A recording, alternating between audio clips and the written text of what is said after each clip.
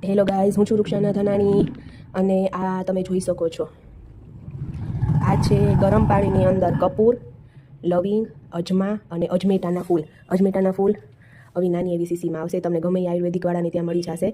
અને કપૂર શિયાળાની અંદર બધાને શરદી ઉધરસ ખૂબ જ રહી છે, તો આ બધી વસ્તુ એકદમ ગરમ ઉકળતા પાણીની અંદર નાખી આટલી વસ્તુ અને નાફ લેવાથી અને કપૂરનો ભૂકો કરીને નાખવાનું અને થોડીક 2-4 કપૂર આખી બી નાખવાની. એનાથી તમને ગળાની સમસ્યા અને શરદી ઉધરસ અને મટી જશે. તો પ્લીઝ આ નુસ્ખો અપનાવજો, બહુ દેશી સારો નુસ્ખો છે. અને જો તમારા ઘરની અંદર કોઈ નાનું બચ્ચું છે, એમને શરદી થઈ ગયું છે અને નાફ દેવડાવી છે, તો એમને અજમેટાના ફૂલના બદલે તમે વિક્સ બામ યુઝ કરી શકો છો. અને અજમેટાના ફૂલ કંઈ નુકસાનકારક નથી, બરાબર.